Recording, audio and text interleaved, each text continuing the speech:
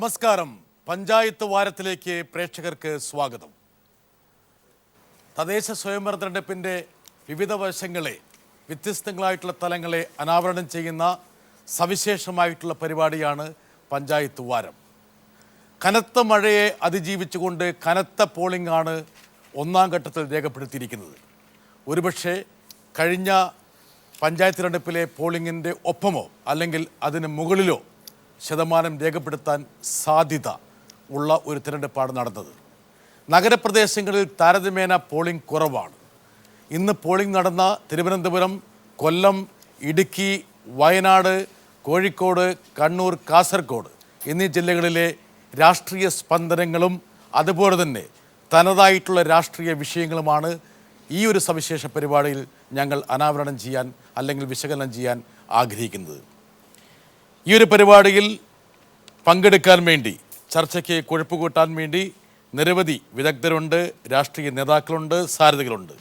നമ്മോടൊപ്പം CPM-ൻ്റെ മുതിർന്ന നേതാവ്, സംസ്ഥാന സെക്രട്ടേറിയറ്റ് അംഗം ശ്രീ ആനത്തലവട്ടം ആനന്ദൻ, കോൺഗ്രസിൻ്റെ മുതിർന്ന നേതാവ് ശ്രീ ശൂരനാട് രാജശേഖരൻ, BJP-യുടെ വളരെ പ്രധാനപ്പെട്ട നേതാവ് ശ്രീ MS കുമാർ, കേരള കോൺഗ്രസിൻ്റെ സമുന്നതനായ കുഴപ്പമുണ്ടോ ആന്റണി രാജു നേതാവ് ശ്രീ ആന്റണി രാജു, CPM-ൻ്റെ നേതാവും അതോടൊപ്പം മുൻ തിരുവനന്തപുരം മേയറുമായ ശ്രീമതി J. ചന്ദ്രിക, എൻ്റെ സുഹൃത്തും മുതിർന്ന മാധ്യമപ്രവർത്തകനുമായിട്ടുള്ള ശ്രീ അജിത് കുമാർ.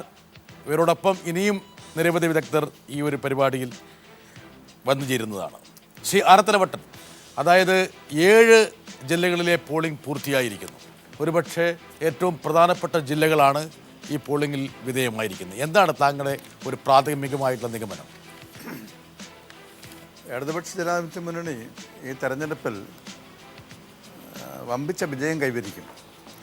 അതിൻ്റെ ലക്ഷണമാണ് ഇന്നലെ മുതൽ തന്നെ UDF-ൻ്റെ നേതാക്കളും അതുപോലെ തന്നെ ഇവരെ സഹായിക്കാനായി ഇറങ്ങിത്തിരിച്ച ശ്രീ വെള്ളാപ്പള്ളിയുടെ സ്റ്റേറ്റ്മെൻറ്റിന് ബദലായിട്ട് മുരളീധരൻ്റെ മറുപടിയും, ഇന്ന് മുരളീധരൻ പരസ്യമായി പറഞ്ഞ പശുവിറച്ചി തിന്നണമെന്നുള്ള അല്ല ഇവിടെ പ്രശ്നം, അതൊക്കെ വലിയ ദോഷം ചെയ്തിട്ടുണ്ട് എന്ന പ്രഖ്യാപനവുമെല്ലാം ഞങ്ങൾ വമ്പിച്ച ഭൂരിപക്ഷത്തോടുകൂടി വിജയിക്കുമെന്നുള്ളതിൻ്റെ സൂചനയാണ്. അപ്പോൾ താങ്കൾക്ക് ഇന്നലത്തേക്കാൾ കൂടുതൽ ആത്മവിശ്വാസം വർദ്ധിച്ചിരിക്കുകയാണ്. പോളിംഗ് കഴിയുമ്പോൾ ആത്മവിശ്വാസം വർദ്ധിച്ചിരിക്കുകയാണ്. അതിന് സാഹചര്യങ്ങൾ ഇതാണ്. ശ്രീ ശൂരനാട്, ഇതിനോട് താങ്കൾ യോജിക്കുന്നുണ്ടോ, വിയോജിക്കുന്നുണ്ടോ? ഇടതുപക്ഷത്തിൻ്റെ ആവേശം വർദ്ധിച്ചു എന്ന് അദ്ദേഹം പറയുന്നു, അതെയോ? അല്ല, ഒരു വാക്കേ ഉള്ളൂ അതിനകത്ത്. 2010, അതായത് കഴിഞ്ഞ പഞ്ചായത്ത് തെരഞ്ഞെടുപ്പ്, ത്രിതല പഞ്ചായത്ത് തെരഞ്ഞെടുപ്പ്, അതിൻ്റെ ഒരു തനിയാവർത്തനം തന്നെയായിരിക്കും ഇത്ര തവണയും ഉണ്ടാകും. 2010 താങ്കൾക്ക് മുനിസിപ്പാലിറ്റിയിൽ ഭൂരിപക്ഷം, അത് കോർപ്പറേഷനിൽ ഏറെക്കുറെ വാർഡുകൾ നോക്കിയാൽ നിങ്ങൾക്കാണ് മേൽക്കൈ. ശ്രീമതി ചന്ദ്രികയ്ക്ക് തിരുവനന്തപുരം കോർപ്പറേഷൻ ഭരിക്കാൻ പറ്റിയെങ്കിലും വാർഡുകൾ നോക്കിയാൽ 4-5 വാർഡുകളുടെ വ്യത്യാസമുള്ളൂ. ഗ്രാമപഞ്ചായത്തുകളിൽ 65-70% ആ ഒരു സ്ഥിതി ആവർത്തിക്കുമെന്നാണ് താങ്കൾ പറഞ്ഞു വരുന്നത്. അല്ല, ഞാൻ പറഞ്ഞത് അത് എൻ്റെ ആമുഖമാണെങ്കിലും അതിൽ ചില വ്യത്യാസങ്ങൾ അങ്ങോട്ടും ഇങ്ങോട്ടും വരും. ഇപ്പോൾ കൊല്ലം കോർപ്പറേഷനിൽ പകുതി കഴിഞ്ഞു. ഇനി വേണമെങ്കിൽ പാതി സത്യം വേണേൽ പറയാനുള്ള അവസരമാണ്. അല്ല, മൊത്തം സത്യം തന്നെ പറയാം. ഓക്കെ, ശരി. നമ്മൾ തമ്മിൽ അങ്ങനെ ഒരു തർക്കമില്ലല്ലോ.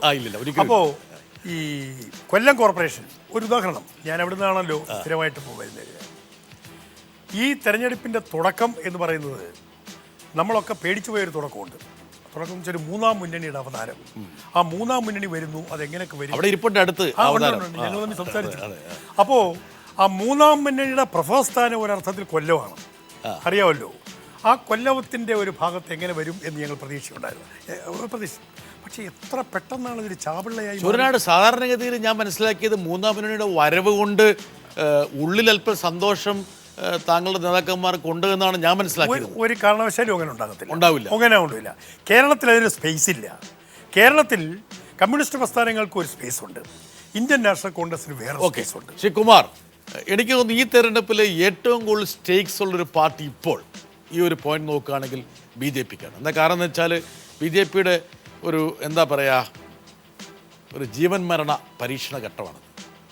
വേറെ ലെവലിലേക്ക് BJP-യെ പ്ലേസ് ചെയ്യാൻ കിട്ടിയൊരു അവസരമായിട്ടാണ് കേന്ദ്ര നേതൃത്വം ഇതിനെ കണ്ടത്. SNDP ആയിട്ടുള്ള രസതന്ത്രം. ഇപ്പം ഒരു 7 ജില്ലകൾ കഴിഞ്ഞു. എന്താണ് കുമാർ, എൻ്റെ സ്നേഹിതനാണ്, അതുകൊണ്ട് സത്യങ്ങളൊക്കെ പറയാൻ പറ്റുമെന്ന് എനിക്കറിയാം. 7 ജില്ലകളിൽ മാത്രമേ ഇലക്ഷൻ കഴിഞ്ഞിട്ടുള്ളൂ. ബാക്കി ജില്ലകൾ കൂടി ഉള്ളതുകൊണ്ട് എൻ്റെ സുഹൃത്ത് ശ്രീ ആനത്തലവട്ടത്തിനും ഇദ്ദേഹത്തിനും എല്ലാം അതേ പറയാൻ സാധിക്കും. പക്ഷേ പറഞ്ഞല്ലോ ഇപ്പം വളരെ ഒരു പ്രതിസന്ധിയാണ് നേരിടുന്ന BJP എന്നുള്ള അർത്ഥത്തിൽ എന്താ അല്ല അല്ല ഒരു പ്രധാന പരീക്ഷണ ഘട്ടം പരീക്ഷണഘട്ടം അല്ലാന്ന് പറയാൻ പറ്റുമോ? അല്ല, പരീക്ഷണഘട്ടമൊന്നുമല്ല. ഈ കഴിഞ്ഞ കുറേ വർഷങ്ങളായി സത്യസന്ധമായി നിങ്ങൾ വിലയിരുത്തിയാൽ ഏതെങ്കിലും ഒരു രാഷ്ട്രീയ പ്രസ്ഥാനം കേരളത്തിൽ വളരുന്നു എന്ന് പറയാൻ സാധിക്കുമെങ്കിൽ അത് BJP മാത്രമാണ്. ഇപ്പോൾ മാർക്സിസ്റ്റ് പാർട്ടിയിൽ നിന്ന് കൂട്ടത്തോടെ അണികൾ കൊഴിഞ്ഞു പോകുന്നുണ്ട്, കോൺഗ്രസിൽ നിന്നും കൊഴിഞ്ഞു പോകുന്നുണ്ട്. പക്ഷേ BJPയിലേക്ക് അണികൾ കൂടുതലായി വന്നു ചേർന്നുകൊണ്ടിരിക്കുകയാണ്.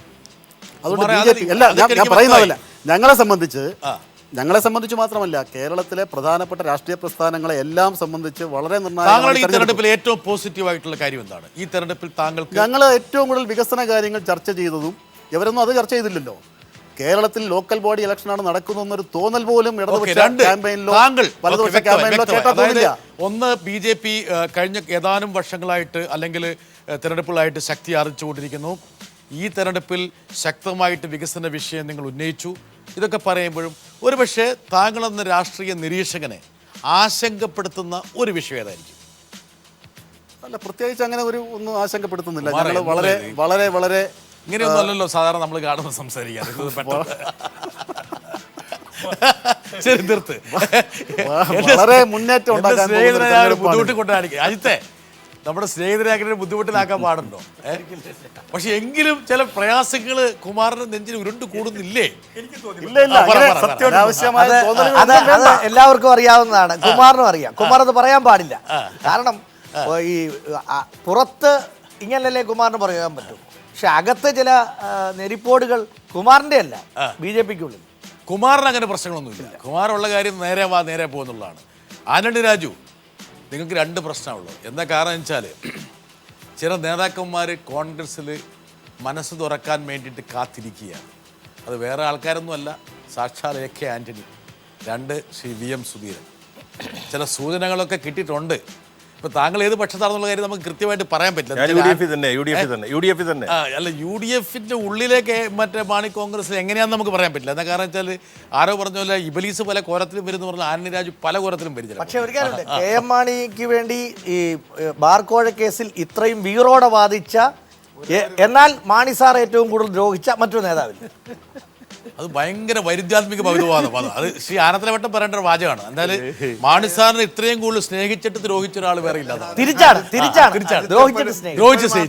തുടങ്ങിയ കാലം തൊട്ട് പറയുകയാണ് അറിയാം. ആന്റണി രാജു, എന്നാൽ ഇതിൽ സ്റ്റേക്സ് വളരെ ഹൈ ആണ്. അത് ഒരുപക്ഷെ താങ്കൾ തന്നെ മുഖ്യമന്ത്രി പറഞ്ഞ പോലെ സെമി ഫൈനലാണ്. രണ്ടാമത്തെ കാര്യം, മാണി സാർ ഒരു നിർണായക ഘട്ടത്തിൽ നിൽക്കുകയാണ്. ആൾക്കാരിങ്ങനെ കാത്തിരിക്കുകയാണ്. ഈ തെരഞ്ഞെടുപ്പിൽ ചില പിഴവുകൾ, പാളിച്ചകൾ സംഭവിച്ചാൽ PP ജെയിംസ് അതിനോട് യോജിക്കുന്നുണ്ടാവില്ല. പക്ഷേ എങ്കിൽ പോലും അതാണ് യാഥാർത്ഥ്യം. ചില ആൾക്കാരിങ്ങനെ മാളത്തിലിങ്ങനെ പതുങ്ങിയിരിക്കുകയാണ്. കഴിഞ്ഞ ദിവസം ചർച്ച നിർത്തിയിടത്തും തുടങ്ങുകയാണെങ്കിൽ ഇന്നുണ്ടായിരിക്കുന്ന ഡെവലപ്മെന്റ് എന്ന് പറയുന്നത് പോളിംഗ് ശതമാനത്തിന്റെ കൂടെ ചിത്രം കൂടി വ്യക്തമായി എന്നുള്ളത്. വ്യക്തമായി, അത് നമ്മൾ അതിലേക്ക് വരും. അതെ, അല്ല, ഞാൻ 2005 പോളിംഗ് ശതമാനം വളരെ കുറവായിരുന്നു. 2010 വളരെ ഏതാണ്ട് ഇത്തവണത്തെ അതേ പോളിംഗ് ശതമാനത്തിലേക്ക് എത്തി നിൽക്കുന്നു. അങ്ങനെ വരുമ്പോൾ 2005 ഉണ്ടായ ഇടതുപക്ഷത്തിനുണ്ടായ മുന്നേറ്റവും 2010 UDFന് ഉണ്ടായ മുന്നേറ്റവും നോക്കുമ്പോൾ പോളിംഗ് ശതമാനം വെച്ച് നോക്കുമ്പോൾ ഇന്നത്തെ പോളിംഗ് ശതമാനം UDFന് വളരെയേറെ പ്രതീക്ഷ നൽകുന്നു.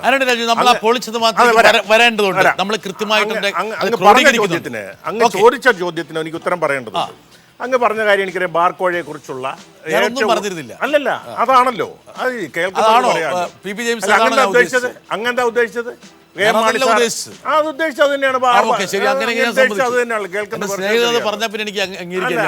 നിഷേധിക്കണം.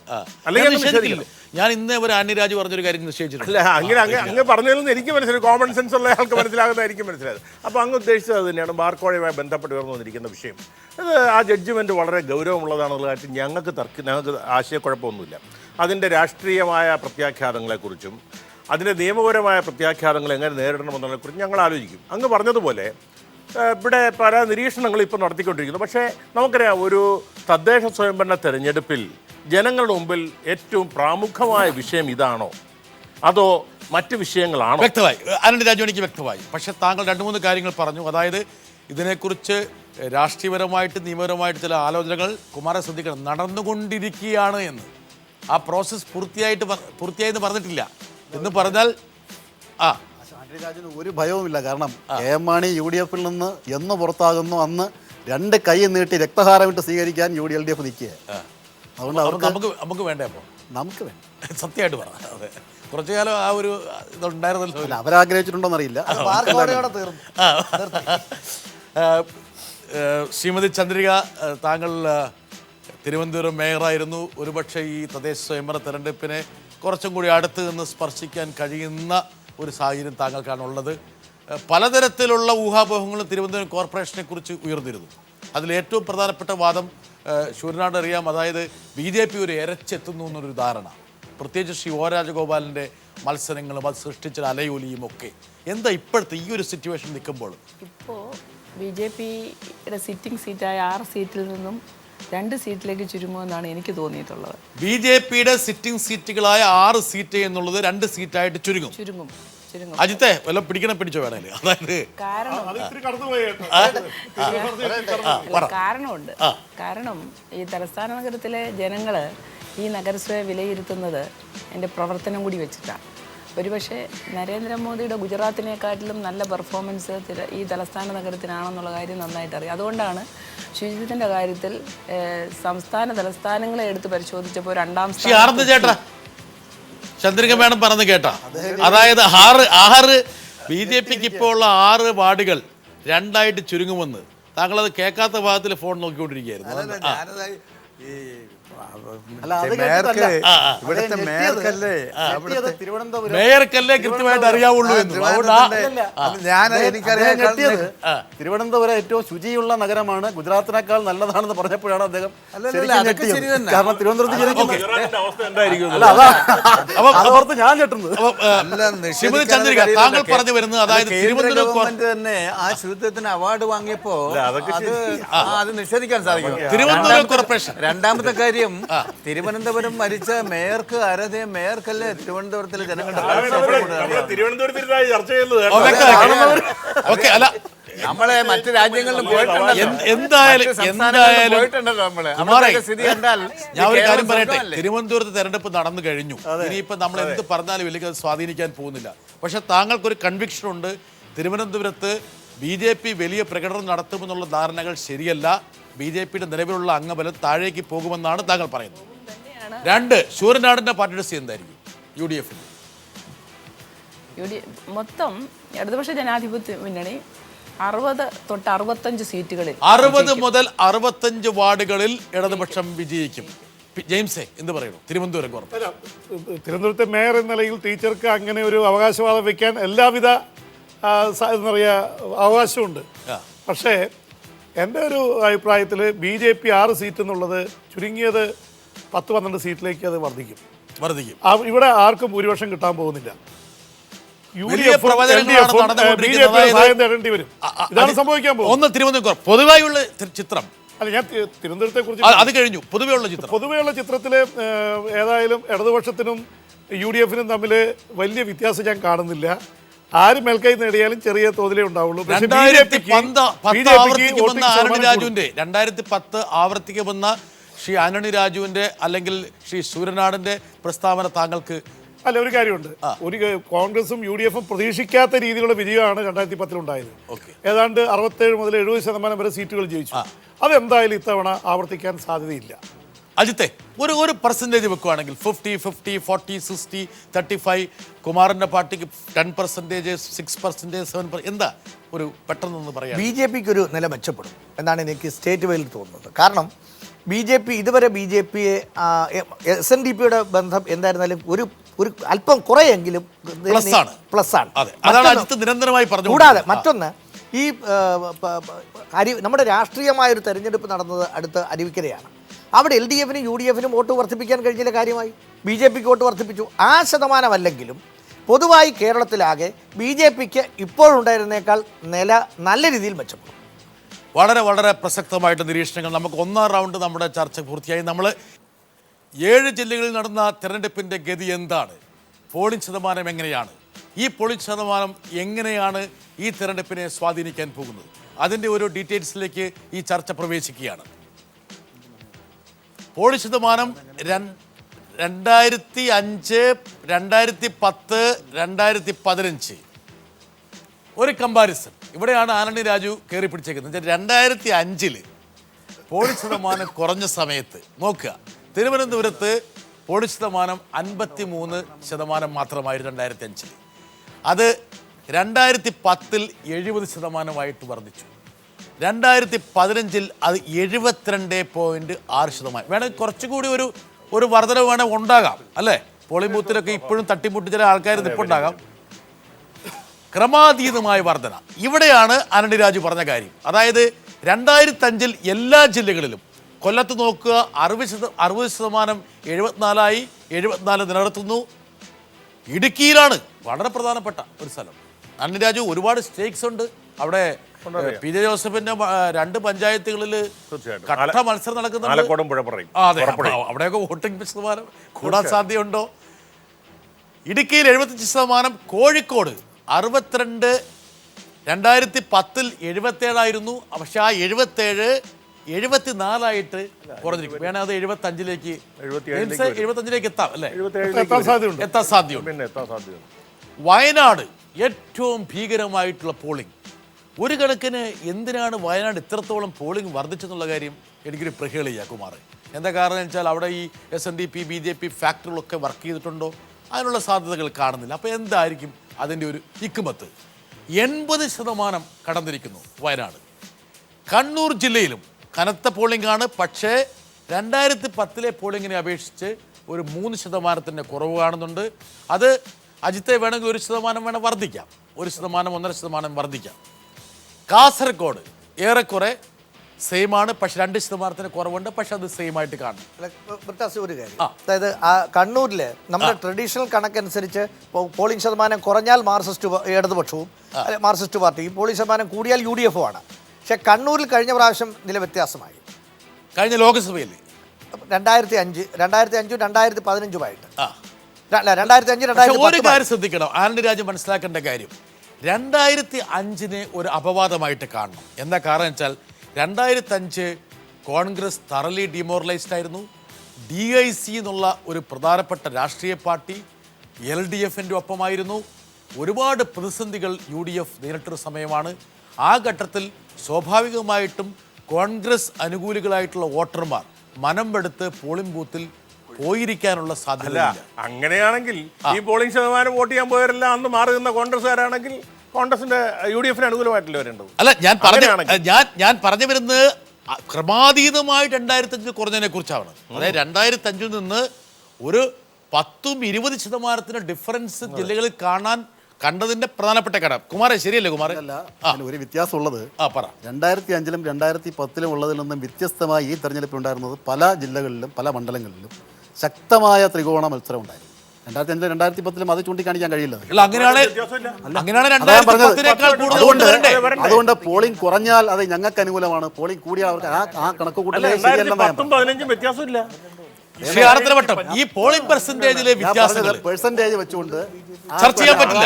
ഞാൻ ആ കണക്കിടാൻ കാരണം വെച്ചാല് എങ്കിലും അത് വെച്ചുകൊണ്ടൊരു ചർച്ച വേണമല്ലോ. അല്ല, ശ്രീ ആന്റണി രാജു തുടക്കത്തിൽ ഇതിലേക്ക് എത്തുന്നതിന് മുമ്പ് തന്നെ പുള്ളി പറഞ്ഞു പോളിംഗ് പെർസെന്റേജ് കൂടിയോണ്ട് ഞങ്ങൾ ജയിക്കുമെന്ന് പറഞ്ഞു. നിഗമനം ശരിയല്ലെന്നാണ് ഞാൻ പറഞ്ഞത്. ആ നിഗമനത്തെ കുറിച്ച് എന്തെങ്കിലും പറയാനുണ്ടോ ശ്രീ ആനത്തലവട്ടം? ആ കാൽക്കുലേഷൻ ഞാൻ അംഗീകരിക്കുന്നില്ല. ഈ പറഞ്ഞത് പോളിംഗ് പെർസെൻറ്റേജ് കൂടുകയും കുറയുകയൊക്കെ ചെയ്യുന്ന അപ്പോഴുള്ള സാഹചര്യം വെച്ചിട്ടാണ്. ഒന്ന്, വോട്ടർമാർക്ക് പൊളിറ്റിക്കലായി പോയി വോട്ട് ചെയ്യണം എന്നൊരു ധാരണ ഉണ്ടായാൽ അവരെന്ത് പ്രതിസന്ധി ഉണ്ടായെങ്കിലും പോയി വോട്ട് ചെയ്യും. ഇത് വോട്ട് ചെയ്തിട്ടും കഥയൊന്നുമില്ല എന്നൊരു മനോഭാവം വന്നാൽ കുറേ പേര് വോട്ടിനെ പോകില്ല. പിന്നെ ഈ കാലാവസ്ഥയുണ്ട്, ചില ആളുടെ മഴയും പറ്റുമൊക്കെയാണെന്ന് വെച്ചാൽ ഉണ്ടായിട്ട് കനത്ത മഴ ശാരത്തിലവട്ടം. അതായത് അജിത്, ഞാൻ പ്രതീക്ഷിച്ചിരുന്നത് 2 കാരണമുണ്ട്. തിരുവനന്തപുരത്ത് പോളിംഗ് പെർസെൻറ്റേജ് കുറയാൻ കാരണം ഒന്ന് മഴ, രണ്ടാമത്തെ കാര്യം ഈ വെള്ളി ശനി ഞായർ അടുപ്പിച്ച് വന്നുകൊണ്ട് ഈ നഗരപ്രദേശങ്ങളിലെ ചില ആൾക്കാർ ഈ ജെയിംസിൻ്റെ നാട്ടുകാരൊക്കെ ഇവിടുന്ന് രക്ഷപ്പെട്ട് നാട്ടിൽ പോവോ എന്നുള്ളതാണ്. പക്ഷേ അതൊന്നും ഈ ഇലക്ഷനിൽ ബാധിച്ചതായിട്ട് കാണുന്നില്ല. പക്ഷേ ഒരു കാര്യം ശ്രദ്ധിക്കണം, കോർപ്പറേഷനിലെയും മുനിസിപ്പാലിറ്റിയിലെയും പെർസെൻറ്റേജ് താരതമ്യേന കുറവാണെന്നുള്ള ഒരു ഘടകം നമ്മൾ കണക്കിലെടുക്കണം. പക്ഷേ എല്ലാ കാലത്തും അങ്ങനെയാണ്. എന്തായാലും തിരുവനന്തപുരത്ത് ഏറെക്കുറെ പോളിംഗ് അതുപോലെ നിലനിർത്താൻ കഴിഞ്ഞിരിക്കുന്നു. തിരുവനന്തപുരം സംബന്ധിച്ച് നമുക്ക് ഒരു ഒപ്പീനിയൻ നമുക്ക് ഇവിടെ കാണാം.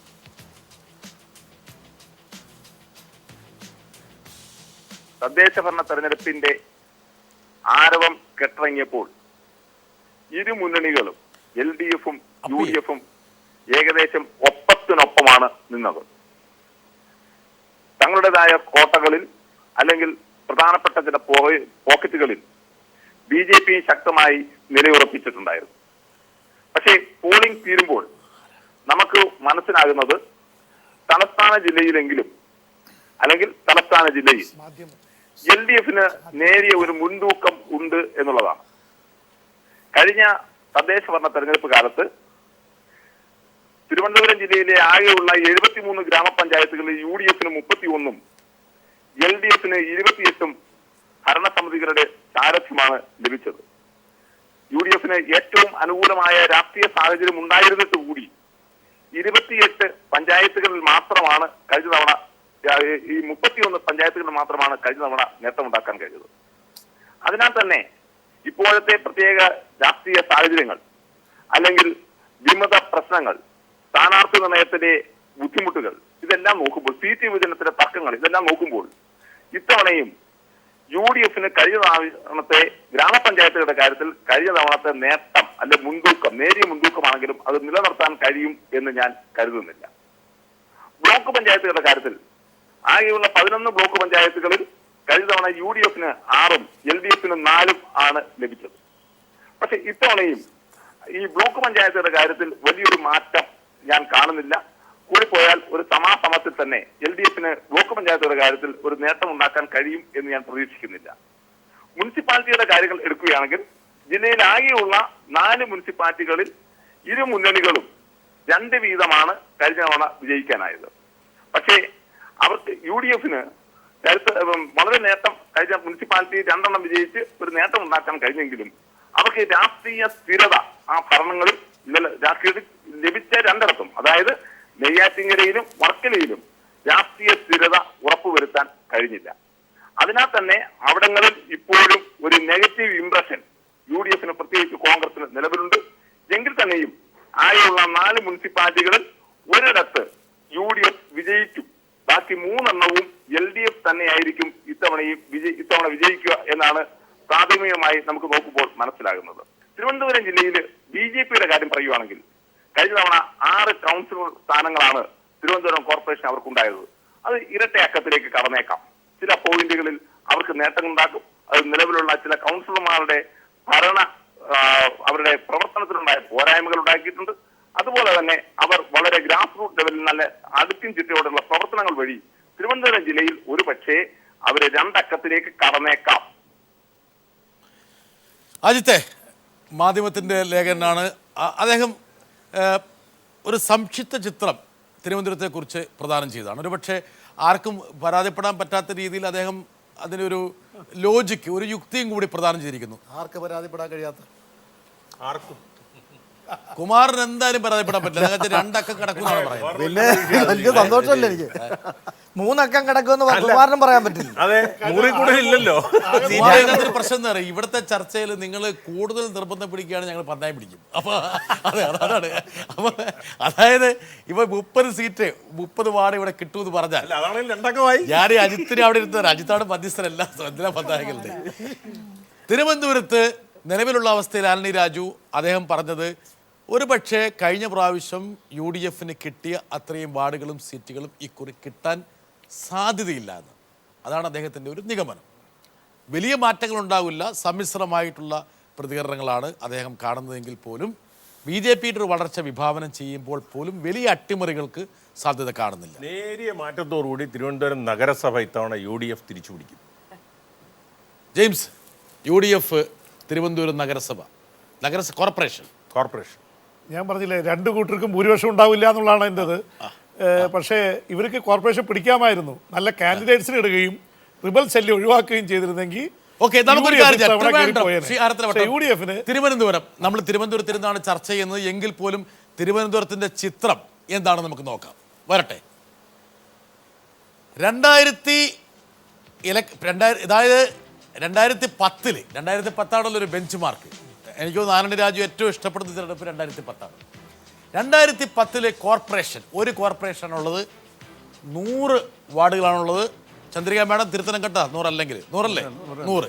ആ 100-ൽ LDF 51 എന്താ പറയുക, ഒരു വേഫർ തിൻ, ഒരു ബ്ലേഡിന് മുകളിൽ റേസർ എഡ്ജ് വാക്കിലാണ് ചന്ദ്രിക മാഡം മേയറായത്. ആ ഒന്നില്ലായിരുന്നെങ്കിൽ ചന്ദ്രിക മാഡത്തിന് മുൻ മേയർ എന്ന് അഭിസംബോധന ചെയ്യാൻ പറ്റില്ലായിരുന്നു. UDF 42 എന്നുള്ളത് 41 ഒരാൾ, ഒരു സ്വതന്ത്രൻ UDFിലേക്ക് ചേർന്നുകൊണ്ടാണ് 42 ആയത്. പക്ഷെ അതും അദ്ദേഹത്തിൻ്റെ കോൺഗ്രസ് ആയിട്ട് കാണണം. BJP 6, മറ്റുള്ളവർ 1. ഇതാണ് കോർപ്പറേഷൻ്റെ ഒരു സ്ഥിതി. ഇവിടെ ഒരു സന്തുലിതാവസ്ഥ നമുക്ക് കാണാം. എന്താ കാരണം വെച്ചാൽ ഇവിടെ അജിത്തെ ഒരു ചെറിയ പ്രശ്നം